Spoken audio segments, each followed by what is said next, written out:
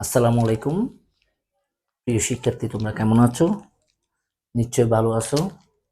সামনে তোমাদের আসন্ন এইচএসসি টেস্ট পরীক্ষা 25 এবং এর পরবর্তীতে তোমাদের বোর্ড এক্সাম হবে। রসায়ন নিয়ে তোমাদের টেনশনের কোনো শেষ নাই। সেই টেনশন লাঘব করার উদ্দেশ্যে আমি আজকে তোমাদের suggestion for test exam 25 and board exam 25 এর ব্যাপারে কিছু কথা বলবো, এবং আমার কথা শুনলে ইনশাআল্লাহ তোমরা প্রত্যেকটা চ্যাপ্টার থেকে ফুল অ্যান্সার করে আসতে পারবা। এই সাজেশনটা আমি কয়েকটা স্টেপে দিব। আজকে হলো যে ফেজ 1, স্টেপ 1, ফেজ 1, ফেজ 1। প্রিয় শিক্ষার্থী, তোমরা অবশ্যই জানো সৃজনশীল অংশে 50 মার্কসের পরীক্ষা হয়। তোমরা অবশ্যই জানো 50 মার্কসের পরীক্ষার জন্য আমাদের খুবই টেনশন হয়, কারণ ব্যবহারিক পরীক্ষা 25, 24, 23 যে কোনো স্টুডেন্ট ইনশাল্লাহ পেয়ে যাবে, যাদের মধ্যে একটু পজিটিভনেস আছে, যারা টিচারদের কথা শুনে, যারা একটু কাজকর্মগুলো একটু করে টিচারদেরকে প্রেজেন্ট করবে। এমসিকিউতে সবাই 25, 24, 23 একটু যারা মোটামুটি সিনসিয়ার স্টুডেন্ট তারা পায় এবং পেয়ে যাবে। তাহলে এ প্লাস পাওয়ার জন্য, ভালো রেজাল্টের জন্য আমাদের একটা মিশন এবং ভিশন থাকা উচিত। আমি তোমাদেরকে যেটা বলবো, আসলে অনেকেই এই যে এই 5টা চ্যাপ্টার অনলি, 5টা চ্যাপ্টার থেকে প্রথমে আমি রসায়ন দ্বিতীয় পত্র নিয়ে কথা বলতেছি। Chemistry second paper, chemistry second paper. প্রিয় শিক্ষার্থী, রসায়ন দ্বিতীয় পত্রকে অনেকেই খুব কঠিন হিসেবে মনে করে। আসলে কঠিনের কোনো কিছু না। তোমরা অবশ্যই জানো প্রথম অধ্যায়ে আছে পদার্থের অবস্থা। এখান থেকে তোমরা জানো এই যে এখান থেকে নিঃসন্দেহে 10 থেকে 20 অ্যান্সার বোর্ড পরীক্ষাতে হবে। একটা বা দুইটা সিকিউ মাস্ট অ্যান্ড ম্যান্ডেটরি। কারণ দুইটা সিকিউ না দিয়ে কখনো বোর্ড টিচাররা কখনো কখনো কোনো টিচার কখনো প্রশ্ন করে না এবং করবেও না। তাহলে আমরা প্রথম অধ্যায় থেকে নিঃসন্দেহে আমরা 20 মার্কসের ইয়ে পাবো। তার মধ্যে আমি যেটা পরামর্শ দিব তোমাদেরকে, এবং এবং দ্বিতীয় চ্যাপ্টার থেকে 30 থেকে 35-এর সিকিউ বোর্ড পরীক্ষাতে আসে। তার মধ্যে অ্যালিফেটিক অংশ থেকে একটা আসে, অ্যারোমেটিক অংশ থেকে দুইটা মাস্ট। তো যারা একটু সিনসিয়ার স্টুডেন্ট, যারা একটু পড়াশোনা করতে চায়, তারা খুব সহজে without any kind of hesitation তারা অ্যারোমেটিক অংশে 20 পেয়ে যাবে। আমি আজকে শুধু একটা উদ্দীপক দেখাবো, ওইটা থেকে ইনশাল্লাহ আমি আশা করি আমি এই কয়েকদিনের মধ্যে কয়েকটা তোমাদেরকে ক্লাস দিব। আমার কথা শুনলে ইনশাল্লাহ তোমরা ফুল অ্যান্সার করে আসতে পারবে। নাম্বার 1 টপিক্স, নাম্বার 1 আমি একটু উদ্দীপক দেখাচ্ছি। জৈব যৌগ থেকে 20 পাওয়ার কৌশল, 20 পাওয়ার কৌশল, জৈব যৌগ। প্রিয় শিক্ষার্থী, আমি একটা সিকিউ দেখাচ্ছি। একটা থেকে আমরা প্রায় অনেকগুলো কোয়েশন আমরা সলভ করতে পারবো। শুধু একটু টেকনিক, একটু প্রপার কনসেন্ট্রেশন, একটু তোমার মনোযোগিতা, তুমি ইনশাল্লাহ নিঃসন্দেহে অনেক ভালো করতে পারবে। প্রিয় শিক্ষার্থী, তাহলে আমরা একটু দেখি উদ্দীপক।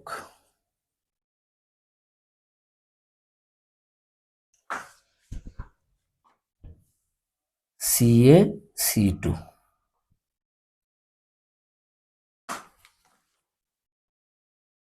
এখান থেকে আমরা পানির প্রেজেন্সে আমরা পি আমরা বলতে পারি আয়রন শূন্যের প্রভাবে আমরা এ পেতে পারি। এই এ থেকে আমরা বি পেতে পারি, বি থেকে আমরা সি পেতে পারি। আর প্রিয় শিক্ষার্থী, এটা হলো যে আমরা একটু যেটা করব, এখানে এই যে আমরা এ থেকে যে বি পাবো, এখানে CH3 Cl এর প্রভাবে অ্যালুমিনিয়াম ক্লোরাইডের উপস্থিতিতে বি থেকে সি যেটা পাবো সেটা হলো যে গাঢ় নাইট্রিক অ্যাসিড, গাঢ় HNO3 এবং H2SO4 এর উপস্থিতিতে। প্রিয় শিক্ষার্থী, এখান থেকে আমরা বি থেকে আবার কি পেতে পারি, আমরা বি থেকে ডি পেতে পারি, ডি থেকে প্রিয় শিক্ষার্থী আমরা ই পেতে পারি,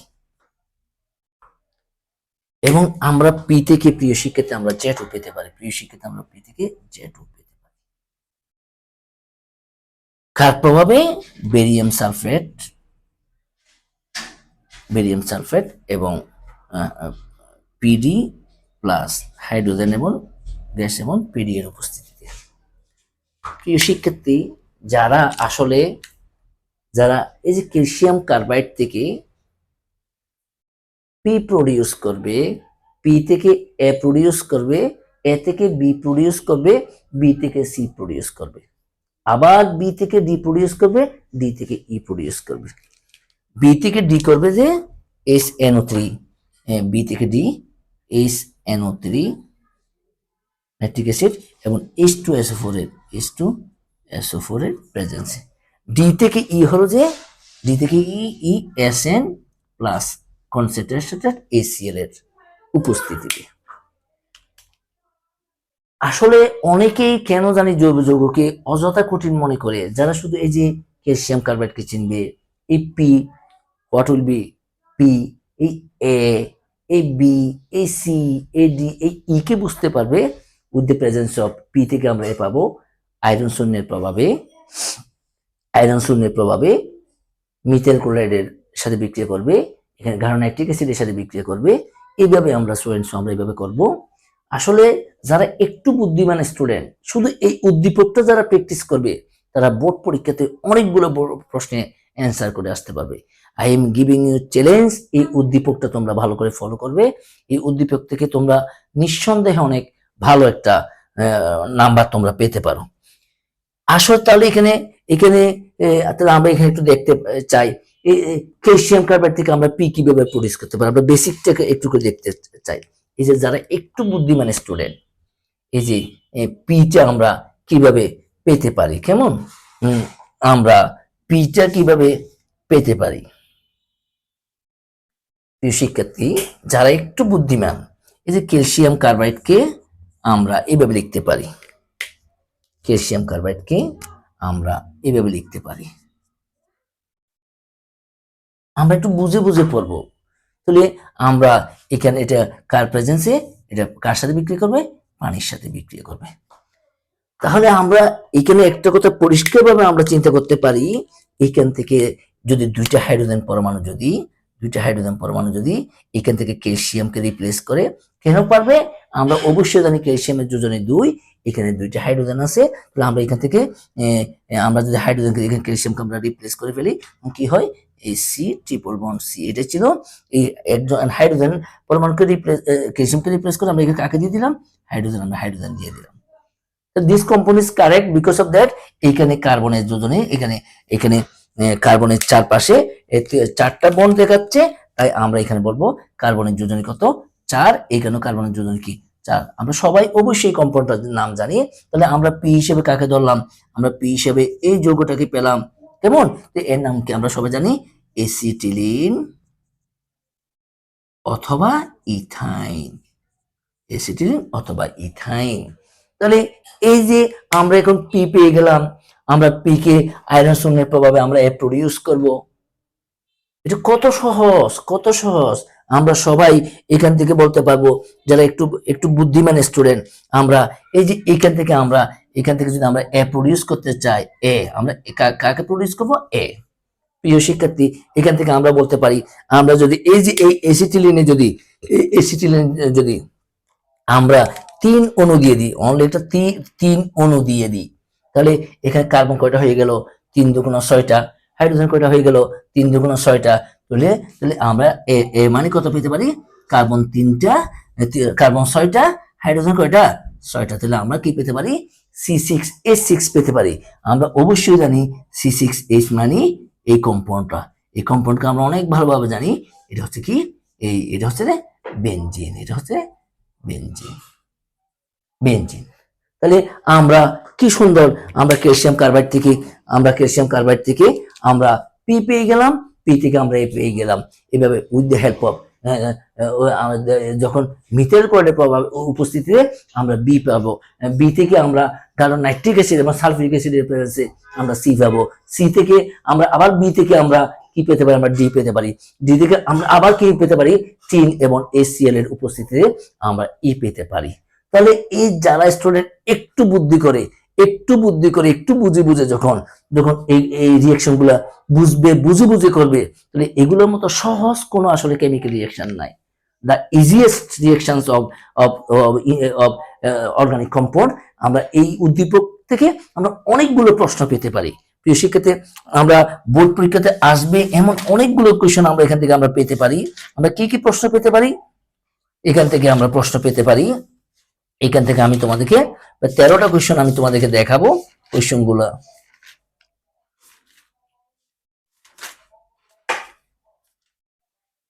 অনেকগুলো কোয়েশ্চেন আমরা পাবো। কোয়েশ্চেন গুলো আমি একটু তোমাদেরকে নোট ডাউন করে দিচ্ছি, তোমরা একটু প্র্যাকটিস করবে। নাম্বার 1 কোয়েশ্চেন, এ থেকে বি তৈরি কৌশল। নাম্বার 1 কোয়েশ্চেন, কোয়েশ্চেন 1, প্রশ্ন 1, প্রশ্ন 1, হ্যাঁ, এ থেকে বি তৈরির কৌশল। এ থেকে বি তৈরির কৌশল। প্রশ্ন 2, এখান থেকে আমরা এ থেকে বি আমরা কিভাবে প্রডিউস করলাম। এই যে এ থেকে বি একদম ইজি প্রসেস তোমরা অনেকে জানো।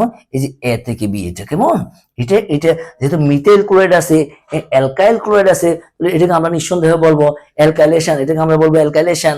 তোমরা অবশ্যই জানো অ্যালকাইলেশন কিভাবে বিক্রিয়া করে এবং মেকানিজম অফ অ্যালকাইলেশন আমরা অবশ্যই জানি। আমরা বেনজিন থেকে কিভাবে টলুইন প্রডিউস করতে হয়, আমরা তার মেকানিজমটা আমরা সবাই ভালোভাবে জানি। 2 নম্বর কোশ্চেন হচ্ছে যে এ থেকে ডি তৈরি কৌশল। কোশ্চেন 2, এ থেকে ডি তৈরির কৌশল। প্রশ্ন 3, প্রশ্ন 3 আমরা কি পেতে পারি, এ ও বি এর মধ্যে কোনটি ইপি ইলেকট্রোফিলিক প্রতিস্থাপন বিক্রিয়া বেশি সক্রিয়। এ ও বি এর মধ্যে, এ ও বি এর মধ্যে কোনটি ইপি কোনটি ইপি বলতে আমরা অবশ্যই জানি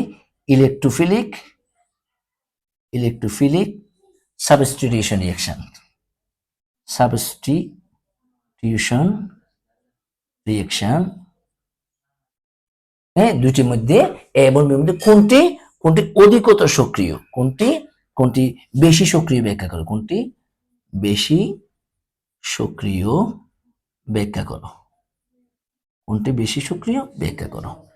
প্রশ্ন 4, আমরা চতুর্থ কোশ্চেন আমরা কি পেতে পারি, এ ও ডি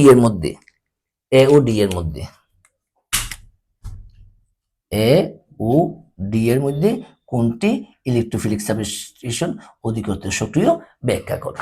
কেমন। প্রশ্ন 5, কোশ্চেন 5, কেমন, এ বি ও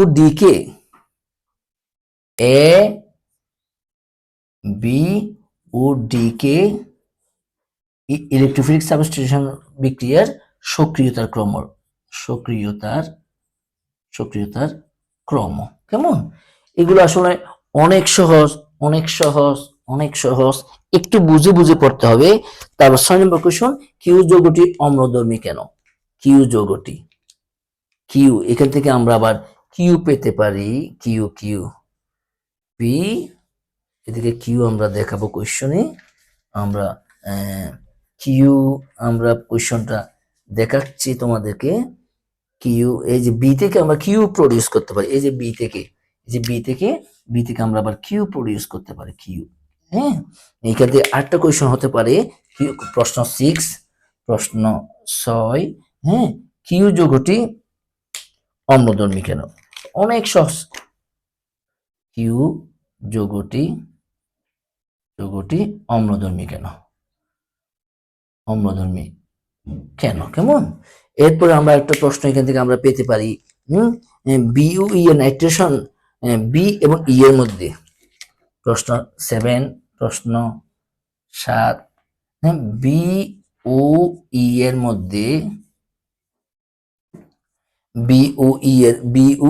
মধ্যে নাইট্রেশনে নাইট্রোমূলক একই অবস্থানে যুক্ত হবে কিনা।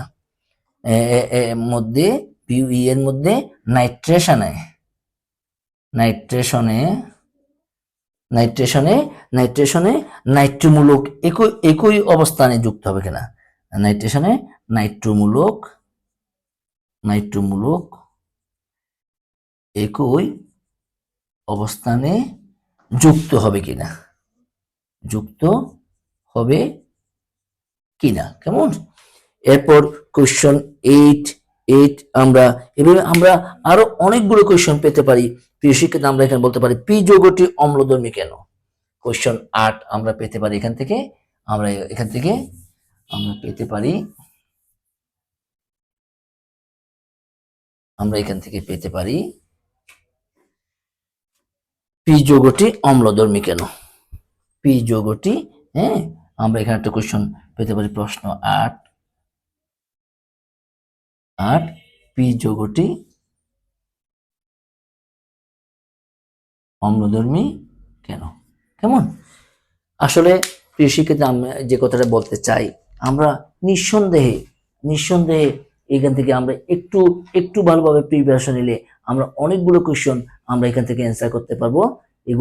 এগুলা তোমরা খুব সহজেই পারবে, কিন্তু একটু বেশি বেশি প্র্যাকটিস করতে হবে। অম্লধর্মী কেন, হ্যাঁ, তোমরা এগুলো জানো, এগুলো তোমরা নিজেরা একটু পড়বে, কারণ আমরা অবশ্যই জানি এসিটিলিন অম্লধর্মী, সেটা আমরা জানি, এসিটিলিন অম্লধর্মী সেটা আমরা জানি। এটার পাশাপাশি তোমরা দয়া করে কয়েকটা আমি বোর্ড কোয়েশ্চেন দিচ্ছি, তোমরা অবশ্যই ঢাকা 22, তোমরা ঢাকা 22, কেমন, তোমরা ঢাকা 22, তারপর রাজশাহী 22, রাজশাহী 22, ঢাকা 22, রাজশাহী 22, ঢাকা 22, রাজশাহী 22, চিটাগং 22, চিটাগং, ঢাকা 22, রাজশাহী 22, কেমন, বরিশাল বোর্ড 22, বরিশাল 22, কেমন, চিটাগং 22, চট্টগ্রাম 22, চট্টগ্রাম 22, এবং দিনাজপুর বাইট ডিজে, দিনাজপুর বোর্ড 22। এই কোয়েশনগুলো তোমরা ইনশাল্লাহ পড়লে তোমরা নিঃসন্দেহে এই চ্যাপ্টার থেকে আগামী টেস্ট পরীক্ষায় তোমরা 20-এর আনসার পাবে বলে আমি নিঃসন্দেহে বিশ্বাস করি। এবং এইভাবে ধারাবাহিকভাবে আমি তোমাদেরকে আজকে, তোমরা এই চ্যাপ্টার এই পড়াগুলো ভালোভাবে পড়ে নাও, পড়া শিখে ভালোভাবে লিখে প্র্যাকটিস করো, মোর প্র্যাকটিস বুঝে কাজ করো। আমি তোমাদেরকে ফেজ 1 এইভাবে কালকেও একটা সাজেশন দিব, এর পরের দিনও একটা সাজেশন দিব। তোমরা এগুলো পড়ে আসলে নিঃসন্দেহে তোমরা রসায়নে তোমরা ভালো রেজাল্ট করবে। হ্যাঁ, আমরা যা পড়বো সেগুলো যাতে আমরা পরীক্ষাতে অ্যান্সার করে আসতে পারি, আমরা একটু বেশি প্র্যাকটিস করতে পারি, সবাইকে বুঝে পড়াশোনা করার, অনেক সহজ করে ইজিয়েস্ট ওয়েতে পড়াশোনা করার সে উদাত্ত আহ্বান দেখে আমি আজকের রেকর্ডিং ক্লাস এখানে শেষ করছি। সবাই ভালো থাকবে, ভালোভাবে পড়াশোনা করবে, যাতে বোর্ড পরীক্ষাতে সবাই অনেক ভালো রেজাল্ট করতে পারো, সামনে আসন্ন টেস্ট পরীক্ষাতে যাতে সবাই অনেক ভালো করতে পারো। সবাই এই প্রশ্নগুলো সলভ করবে। এই প্রশ্নগুলো সলভ করতে কোনো সমস্যা হলে তোমরা এটা জানাবে, কমেন্ট করবে। আমি যে কোনো কোয়েশ্চন আমি তোমাদেরকে খুব ইজি ওয়েতে, সবচেয়ে সহজ পদ্ধতিতে আমি তোমাদেরকে ভালো করে বুঝিয়ে দিব, পড়িয়ে দিব। আমরা বুঝে পড়বো, আমরা অনেক ভালো করে পড়বো, অনেক লিখে প্র্যাকটিস করব। কারণ একটা কথা, ব্যাপারটা হচ্ছে যে আমরা অনেকে পড়ি, বাট আমরা সেটা খাতায় লিখি না। সবাইকে এই কথাটা মাথায় রাখতে হবে, শুধু পড়লে হবে না, একটা পড়া একবার পড়লে একাধিকবার লিখে প্র্যাকটিস করে সেই, কারণ যত বেশি প্র্যাকটিস করবে, কারণ আমরা অবশ্যই জানি প্র্যাকটিসের কোনো বিকল্প নাই, practice makes a man perfect. এই উদাত্ত আহ্বান জানিয়ে আজকের রেকর্ডিং ক্লাস আমি এখানে শেষ করছি। আসসালামু আলাইকুম।